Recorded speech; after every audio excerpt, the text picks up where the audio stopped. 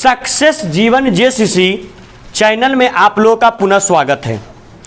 आज हम लोग क्लास 9th में, जैसा कि आप लोग को ज्ञात है कि क्लास 9th में हम लोग चैप्टर नंबर 2 बहुपद ऑलरेडी डिस्कस कर चुके हैं और बहुपद चैप्टर बहुत डिटेल से पढ़ा करके उसको हम लोग खत्म भी कर चुके हैं।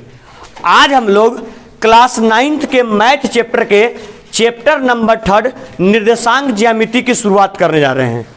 तो जैसा कि आप लोग को ज्ञात है कि चैप्टर का आपका नाम है निर्देशांक ज्यामिति। फोकस करेंगे सारे विद्यार्थी लोग।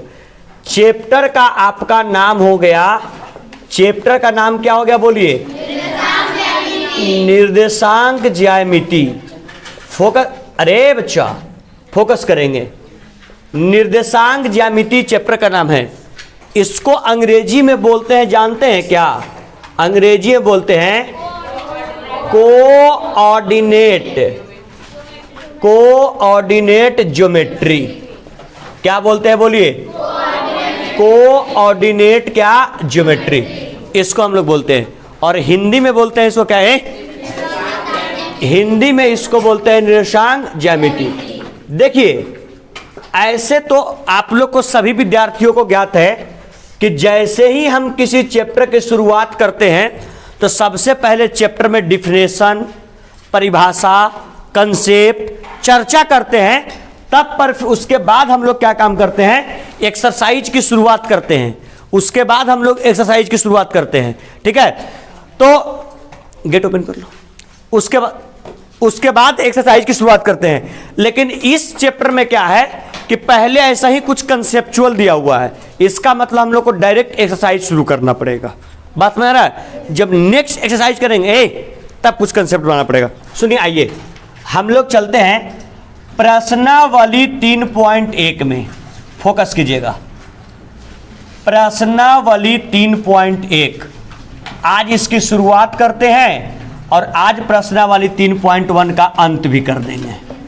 ठीक है, और अगले क्लास में 3.2 शुरू करने से पहले कंसेप्ट का फिर जरूरत पड़ेगा। बात समझ में आया? आइए देखिए, क्वेश्चन पढ़ते हैं। क्वेश्चन क्या कहता है सुनिएगा सर। ए बच्चा फोकस करना। 3.1 में कहता है क्या?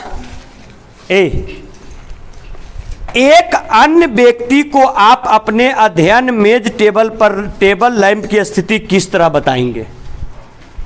सुनिए, हम लोग पढ़ते हैं कुर्सी टेबल के ऊपर।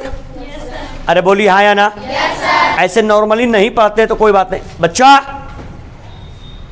अब क्या है कि वो कुर्सी और टेबल पर पढ़ते हैं तो कोई एक दूसरा व्यक्ति है और आपको जानते हैं क्या काम करना है? आपको स्थिति बताना है कि आपके टेबल के ऊपर लैंप जो है रखा हुआ, वो टेबल के ऊपर लैंप कहां पर रखा हुआ है, उसको आप फिगर बना करके उसको स्थिति बताइए कि आपके टेबल के ऊपर लैंप कहां रखा हुआ है। बात समझने की कोशिश कीजिए। देखिए, स्थिति अगर बताना है तो सपोज करते हैं ये क्वेश्चन नंबर पहला है। अगर पहला को सॉल्व करेंगे तो सबसे पहले हम लोग एक टेबल बनाएंगे। देखिएगा, गौर कीजिएगा। सबसे पहले हम लोग क्या काम करेंगे? सबसे पहले हम लोग एक टेबल बनाएंगे।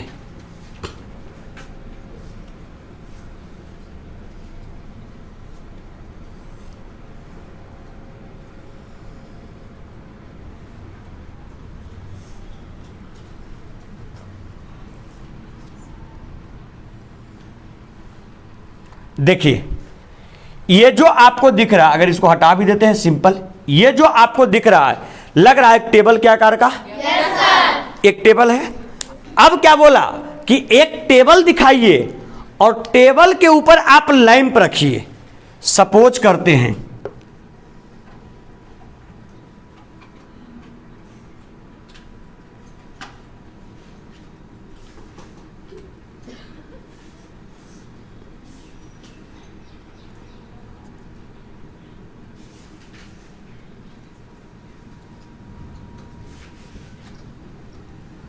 इस टेबल के ऊपर जो आपका है, ये आपका लैंप क्या हो रहा है बोलिए? जल रहा है। ठीक है, इस टेबल के ऊपर लैंप रखा हुआ है और टेबल के ऊपर लैंप क्या हो रहा है? जल रहा है। इसका स्थिति आपको अपने दोस्त को बताना है कि इसका जो स्थिति है, टेबल के ऊपर जो लैंप जल रहा है, इसका स्थिति क्या होगा, अपने दोस्त के साथ साझा करना है। तो सपोज करते जहां टेबल रखे हैं, हम लोग इस साइड से स्केल रख करके इसको माप लेंगे। तब बात के मतलब इधर से स्केल रख के मापे, तब बात के मतलब 21 सेंटीमीटर पर है, 20 सेंटीमीटर पर, और एक बार इधर से माप लेंगे। तब मान लेते हैं कि इधर से मापे तो कितना सेंटीमीटर पर है, 25 सेंटीमीटर पर। अब बताइए, जैसे ही टेबल की स्थिति, टेबल पर लैंप की स्थिति को हमने मापा, तो यहां पर अरे बच्ची, यहां पर दो तरफ से मापना पड़ा। एक मापना पड़ा पड़ी रेखा के रूप में और एक मापना पड़ा खड़ी रेखा के रूप में। तो बताओ, अगर ये बिंदु को बताना होगा तो इस बिंदु को किस प्रकार से बताएंगे? इस बिंदु का निर्देशांक क्या लिख सकते हैं? x का मान क्या, 20, और y का मान 25। तो सबको मालूम है, कोई भी बिंदु लिखते हैं तो लिखते हैं x, क्या, y। तो पहले x का मान लिखते हैं और फिर किसका, y का। तो देखिए, अगर इस बिंदु के निर्देशांक को दर्शाना है तो क्या लिख सकते हैं? x का मान कितना, 20, और y का मान 25। तो लिख सकते हैं इस लैंप का अगर हम लोग को क्या दर्शाना हो जाए, निर्देशांक, तो बताओ इस लैंप का निर्देशांक आप क्या लिख सकते हैं? 20, 25। कोई कहेगा आए सर, ये कैसे समझ गए कि 20 ही है x अक्ष और 25 है y अक्ष? अगर हम ऐसे समझे कि 25 है x अक्ष और 20 है कौन अक्ष, y अक्ष, तो बताओ निर्देशांक बदल जाएगा। यहाँ पर x का मान कितना, 25, और y का मान 20। अगर आप 20-25 लिखते हैं तब पर भी इस लैंप की स्थिति को दर्शा रहा है, और अगर 25-20 लिखते हैं तब पर भी इस लैंप की स्थिति को क्या कर रहा है, दर्शा रहा है, क्योंकि इसमें हमको मालूम नहीं है कौन सा x अक्ष है और कौन सा y अक्ष है। बात समझ में आया? यही इसका आंसर हो गया। क्लियर? चलिए, पहला का आंसर लिख के फोटो बनाइए, इसमें कुछ लिखवाएंगे, जल्दी कीजिए।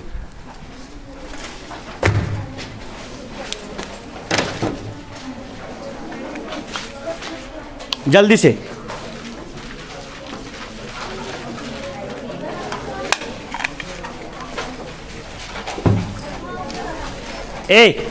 लिखोगे नॉर्मल कॉपी में, ग्राफ में नहीं, नॉर्मल कॉपी में। जहां ग्राफ कॉपी का यूज होगा हम बताएंगे। इसको नोट करना है नॉर्मल कॉपी में, जल्दी से। क्या?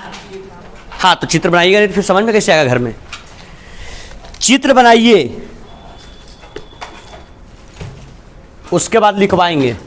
चलिए, चित्र बन गया।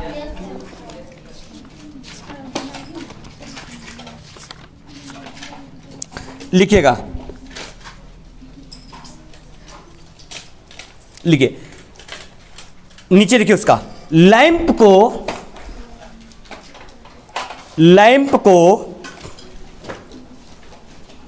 बताइए, लैंप को एक क्या मान ली है, बिंदु ना, और लैंप को क्या मान है, एक बिंदु। लिखिए, लैंप को एक बिंदु मान लीजिए। लिखो, चित्र मान लेना बाद में। लैंप को एक बिंदु मान लीजिए और मेज को एक समतल। लैंप को एक बिंदु मान लीजिए और मेज को एक समतल। मेज को एक समतल।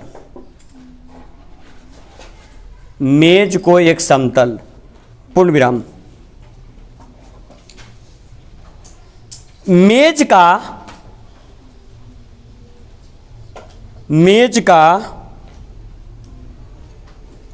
कोई भी, मेज का कोई भी दो लंब कोरा लीजिए। हम लोग दो कोरा लिए हैं ना, और दो कोरा लिए हैं। एक कोरा के तरफ से कितना 20 और एक कोरा के तरफ से 25। मेज का कोई भी दो लंब कोर लीजिए, दो लंब कोर लीजिए, पूर्ण विराम। बड़े कोर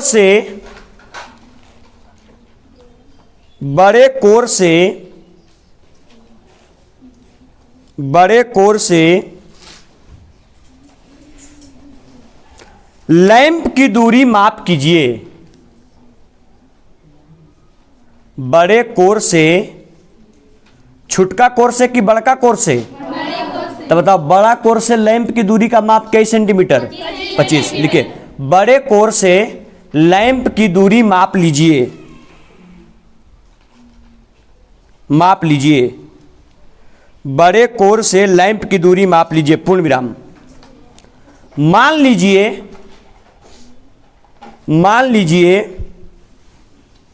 यह दूरी,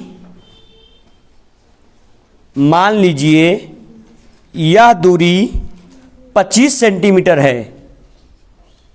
मान लीजिए यह दूरी 25 सेंटीमीटर है, पूर्ण विराम, पूर्ण विराम।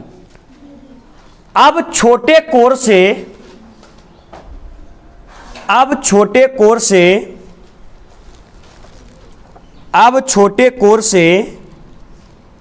लैंप की दूरी को, अब छोटे कोर से लैंप की दूरी को माप लीजिए।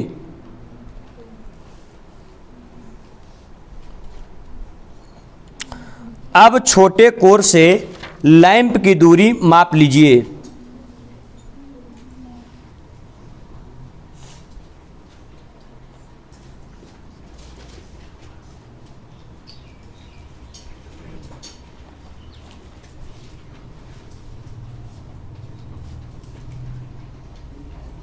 माप लीजिए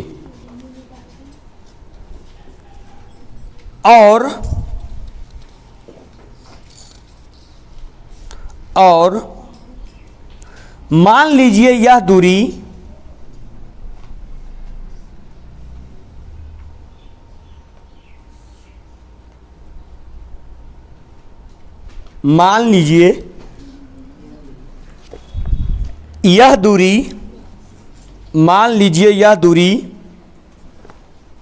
कई सेंटीमीटर? 20 सेंटीमीटर है। मान लीजिए यह दूरी 20 सेंटीमीटर है, पूर्ण विराम।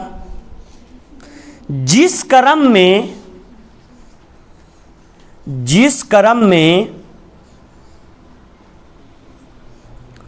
हम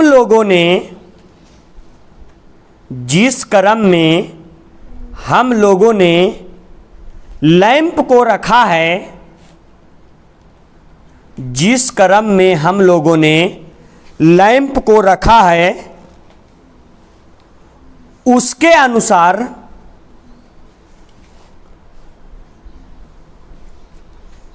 जिस क्रम में हम लोगों ने लैंप को रखा है, उसके अनुसार उसकी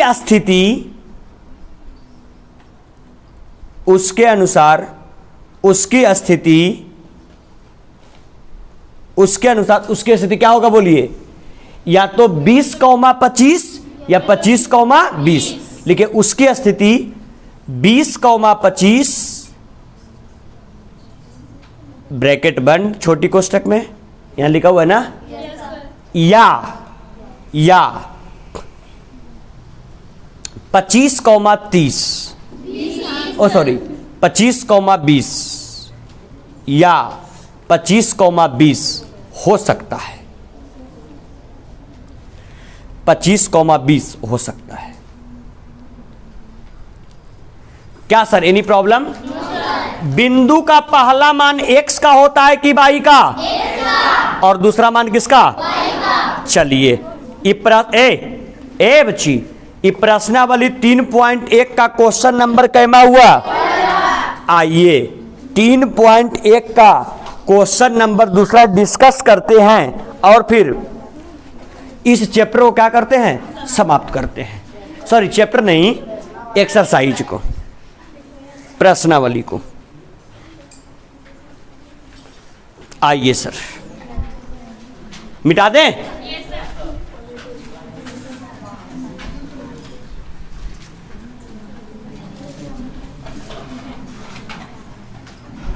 आजा, बात मत करो।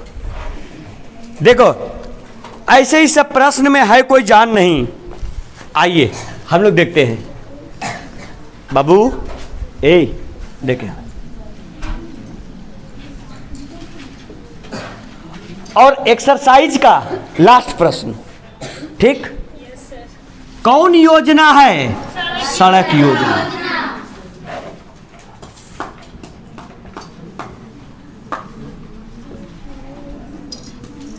कोई भी बच्चा या बच्ची लिखेगी नहीं, सबको यहां ध्यान देंगे।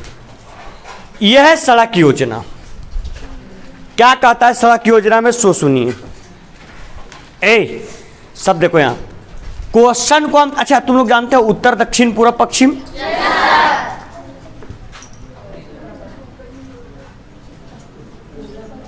चार है।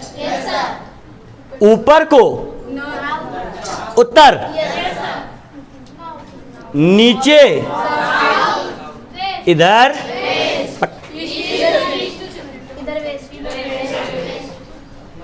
ऊपर उत्तर, नीचे दक्षिण, दायां साइड पूरब और बायां साइड पश्चिम। क्लियर? ऐसे याद रखना। ये हाथ कौन हाथ? दायां। तो ये दर्शाएगा पूरब को और ये पश्चिम को, ये उत्तर, नीचे दक्षिण। क्लियर? आओ, सड़क योजना में क्या कहता है? दो नगर में दो मुख्य सड़कें हैं। सॉरी, एक नगर में दो मुख्य सड़कें हैं। कितना सड़क है? दो। सुनना, जो नगर के केंद्र पर मिलती है, नगर के केंद्र पर मिलना मतलब नगर के बीचों बीच आके मिलता है। दो सड़क है, रेलगा, दो सड़क है जो नगर के केंद्र पर मतलब नगर के बिल्कुल बीचों बीच आके मिलती है। ये दो सड़कें उत्तर दक्षिण की दिशा और पूरब पश्चिम की दिशा में है। दो सड़क है, ठीक है। देखो ध्यान देना, मानते हैं ये है मेरा सड़क नंबर पहला। बच्चा लोग फोकस करना। ये आपका हो गया उत्तर,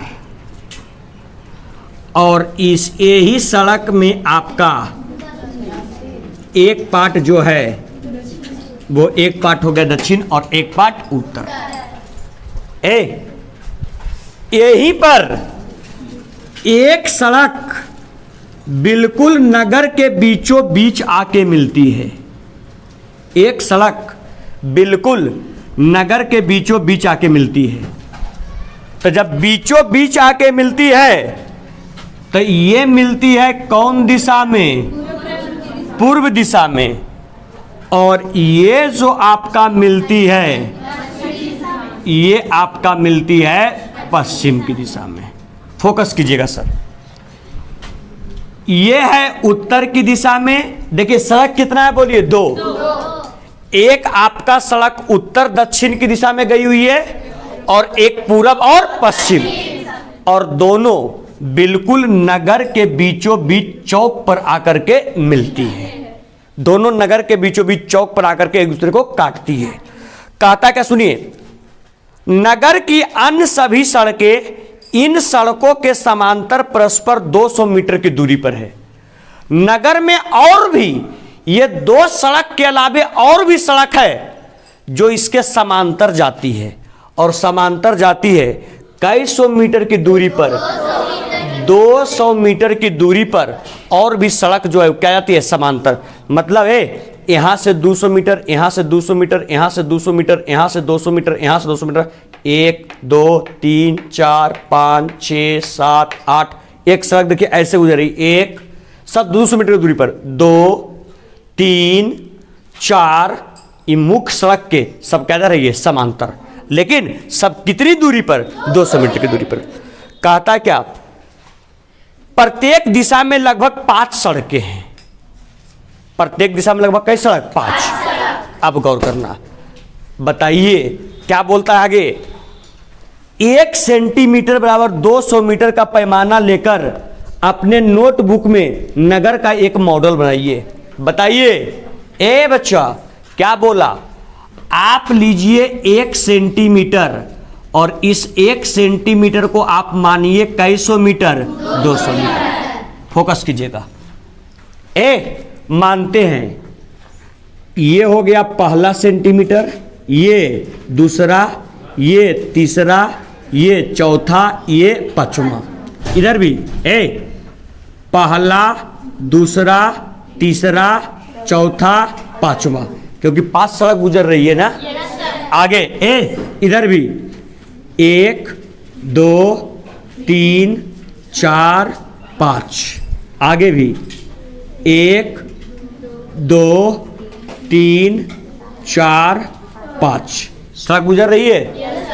अरे बच्चा लोग ध्यान दे, इसके समांतर 5 सड़क कौन कौन, 1 सड़क, 2 सड़क, 3 सड़क, 5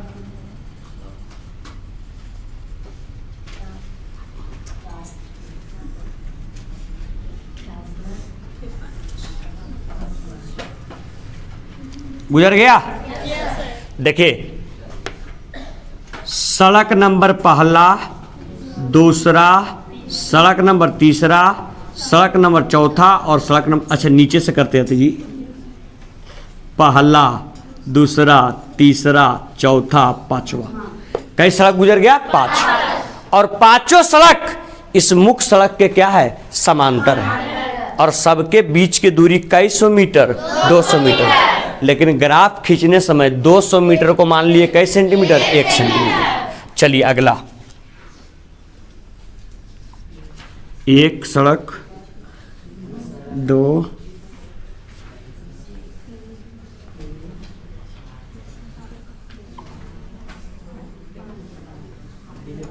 गुजर गया। ए 5 सड़क पूरब पश्चिम से ऊपर, और 1 2 3 4 5 सड़क पूरब पश्चिम से नीचे। क्लियर? लेकिन सब सड़क के बीच की दूरी कई सौ मीटर, 200। चलिए नेक्स्ट सड़क। ये जितना भी सड़क 10 सड़क अभी खींचे हैं, ये कौन किसके समांतर है, पूरब और पश्चिम। अब 10 सड़क फिर वैसे ही खिंचाएगा जो आपका उत्तर और चलिए सर ए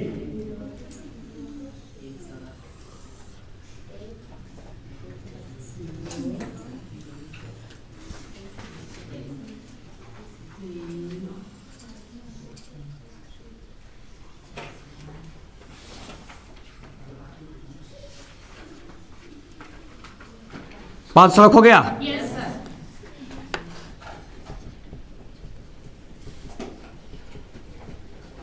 एक सड़क, 2 3 4 5, ठीक उसी प्रकार से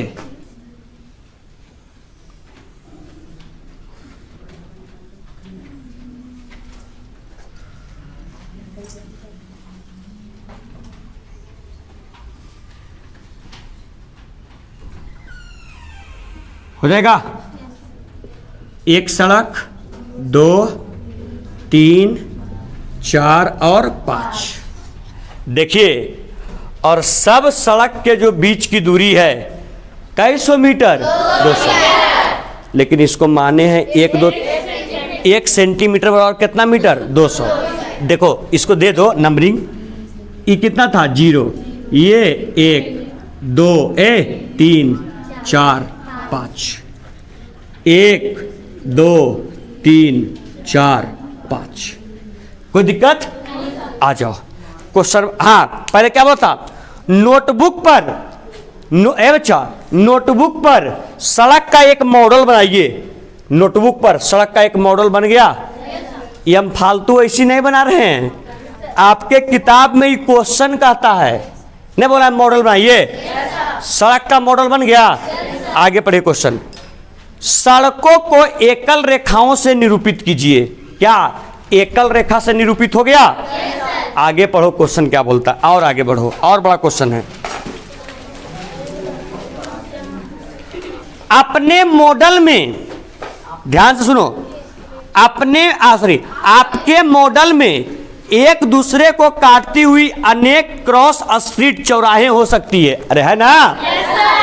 देखो तो बच्चा, चौराहा यही एगो नहीं है, ये भी काट रहा है, ये भी काट रहा है, ये भी काट रहा है, ये भी काट रहा है। अरे सब चौराहे है ना? चौराहा मतलब कितना सड़क? 4 सड़क, 1 2 3 4। देखिए ना जी, कितना चौराहा आपको मिल रहा है, बताइए। बहुत सारे चौराहे आपको मिल रहे हैं कि नहीं? आपके मॉडल में ऐसे ऐसे बहुत सारे चौराहे हैं। सुनिए क्या कहता, सुनिए क्वेश्चन। आपके मॉडल में एक दूसरे को काटते हुए अनेक क्रॉस स्ट्रीट चौराहे हो सकती है। एक विशेष क्रॉस स्ट्रीट 2 सड़कों से बनी हुई है। बताइए, अगर ये क्रॉस है, ये चौराहा है, तो कई सड़क से बना हुआ है? 2। एक सड़क ये वाला और एक सड़क ये वाला। कोई भी देखिए, अगर ये चौराहा है तो एक सड़क ये वाला और एक सड़क ये वाला। ये भी चौराहा है तो एक सड़क ये वाला, एक सड़क ये वाला। कोई भी चौराहा है तो कितने सड़क से बनेगा? 2 सड़क से। देखो क्या कहता है, 2 स्ट्रीट सड़कों से बनी है, जिसमें से एक उत्तर से दक्षिण दिशा में जाती है और दूसरी पूरब से पश्चिम। बताइए, बिल्कुल सही बोला ना? बताओ, अगर ये चौराहा बना तो बताओ, ये उत्तर से कहा गया दक्षिण और एक पूरब से पश्चिम। ये चौराहा बना उत्तर से दक्षिण, पूरब से पश्चिम। ये चौराहा बना उत्तर से दक्षिण, पूरब से पश्चिम। क्या जो भी स्टेटमेंट बोल रहा है सारा चित्र में दिया हुआ है कि नहीं? आगे यदि, सुनिए कहता, इस प्रकार यदि दूसरी सड़क उत्तर दक्षिण दिशा में जाती है, बताओ दूसरी सड़क कौन दिशा में? उत्तर दक्षिण। तुम बताओ, तुम ज्यादा गर्मी हमको लग रहा है रे। दूसरी सड़क उत्तर दक्षिण दिशा में जाती है, बताओ दूसरा सड़क उत्तर दक्षिण दिशा वाला कौन है? पहले देख, उत्तर दक्षिण मतलब सड़क खड़ा वाला का बात करेगा, है उसमें कौन दिशा में? उत्तर दक्षिण। उत्तर दक्षिण दिशा में कैमा सड़क?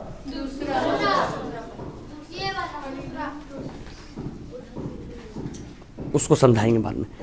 यही है ना? या तो ये या तो ये। आगे बढ़िए। यदि दूसरी सड़क उत्तर दक्षिण दिशा में जाती है और 5वीं सड़क पूरब पश्चिम दिशा में जाती है, कैमा सड़क? 5वां। बताओ 5वां सड़क पूरब पश्चिम दिशा वाला कौन है? यही ना? गौर करो, 5वां सड़क जो पूरब पश्चिम दिशा में जाता है,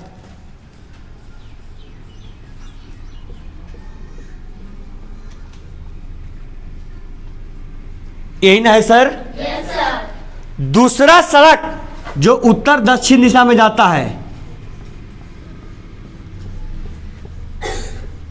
यही ना है सर? Yes sir. क्या दूसरा सड़क उत्तर दक्षिण दिशा वाला और 5वां सड़क पूरब पश्चिम दिशा वाला दोनों एक चौराहा बनाती है? Yes sir. कहां पर?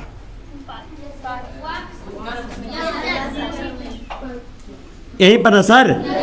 अब बताइए, जब बिंदु का निर्देशांक लिखते हैं तो पहले x की पहले y, तब बताओ x पर ये बिंदु का मान कितना है? 2 और y पर 5। मतलब इस बिंदु का निर्देशांक जो होगा वो होगा 2,5। बढ़िया क्या कहता क्वेश्चन में, यदि दूसरी सड़क उत्तर दक्षिण दिशा में जाती है और 5वीं सड़क पूरब पश्चिम दिशा में जाती है तो ये क्रॉसिंग पर मिलती है। मिल रहा है क्रॉसिंग वहां पर? yes, ये क्रॉसिंग पर मिलती है तो इसे हम क्रॉस स्ट्रीट 2,5 कहेंगे।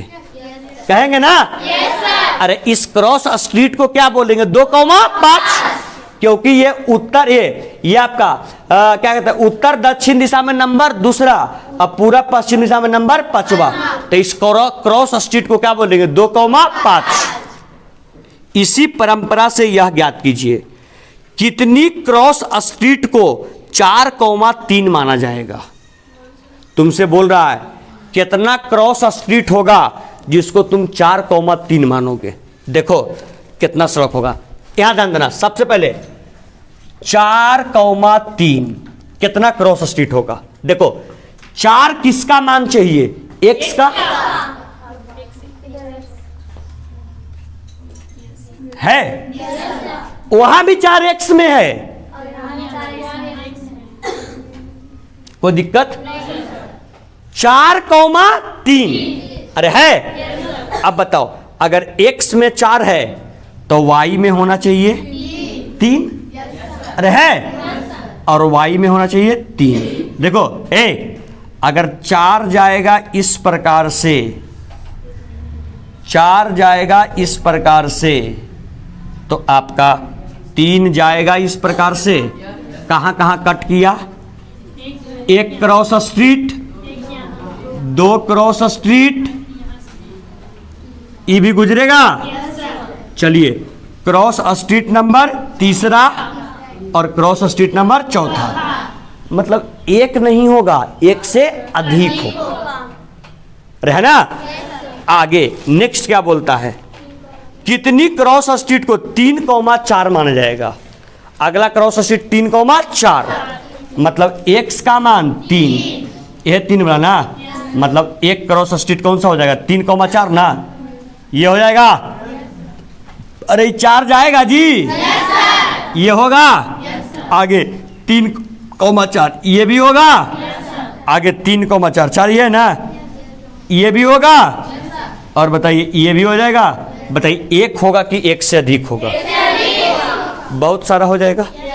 तो ऐसा काम करिए, पहले फिगर वाला जगह छोड़ दीजिए, और फिगर वाला जगह छोड़ के पहले इसको हम लिखवा देते हैं। एकरा में थोड़ा हल्का फुल्का लिखना पड़ेगा, जैसे दूसरे पहला में लिखना पड़ा था ना, वैसे ही लिखवा देते हैं। फिर लास्ट में आप लोग फिगर नोट कर लीजिएगा, ठीक है। निकालिए, लिखिए पहला दूसरा का उत्तर लिख के रह दीजिए,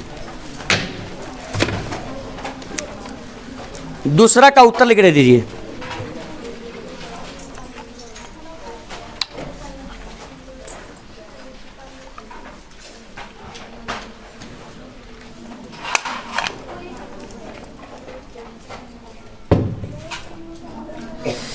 लिखिए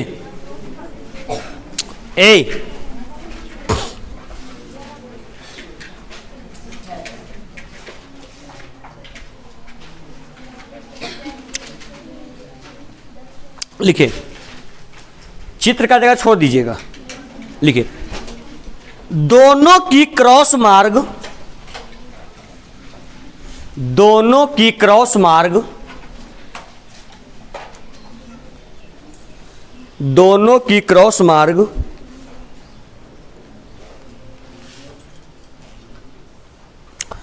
ऊपर के चित्र में,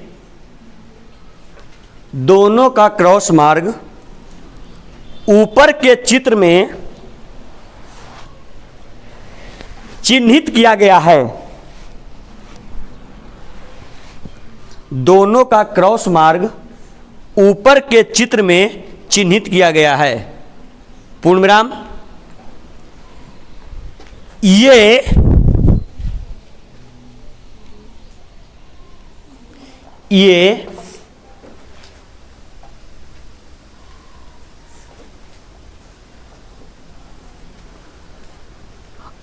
अद्वितीय प्राप्त किए जाते हैं। ये अद्वितीय प्राप्त किए जाते हैं। ये अद्वितीय प्राप्त किए जाते हैं क्योंकि दो संदर्भ रेखाओं में हमने दो संदर्भ रेखाओं में